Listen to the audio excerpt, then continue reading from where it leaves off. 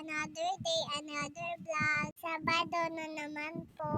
Tutulong na naman po tayo sa gawain ng mga mami. Dahil araw-araw po, hindi po nauubos ang mga gawain ng mami natin. Kaya mga kapwa ko bata, tulungan po natin ang mami natin. Wala po tayong pasok. Ito na nga po at una ko pong gagawin. Ayusin ang kama namin at magwawalis.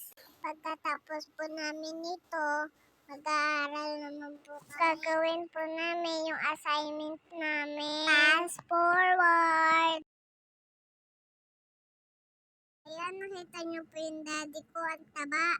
Naman po ako sa kusina naman po namin nagliligpit. Konti lang naman po ang kalat, kaya mabilis matapos. Hindi naman po mahirap paglinis sa bahay po namin. Hindi naman po siya sobrang makalat. Walis-walis lang po, okay na. At ang mami ko naman po ang maglalampas. Pati naman po mapawisan yung mami ko at pabawasan yung taba niya. Char! Joke lang, mami ko ha. Baka hindi mo bayadan yung Shopee ko. Ipabibili na naman po ako. Kaya po ako nagsisipag. Char! Pag may papabili kayo, magsipag kayo. Naghuhugas naman po yung mami ko ng plato. Fast forward!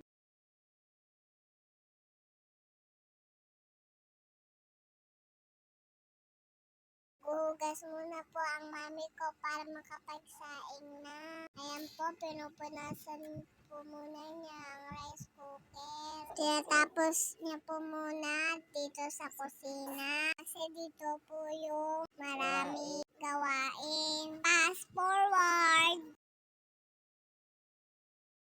Ayan po, magsasaing na po ang mami ko. Kasi tanghali na. Fast forward!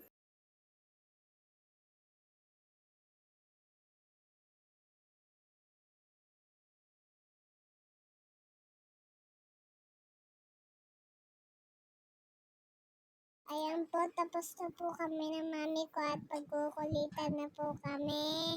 Subscribe my channel, Sophia Vlog. Bye-bye!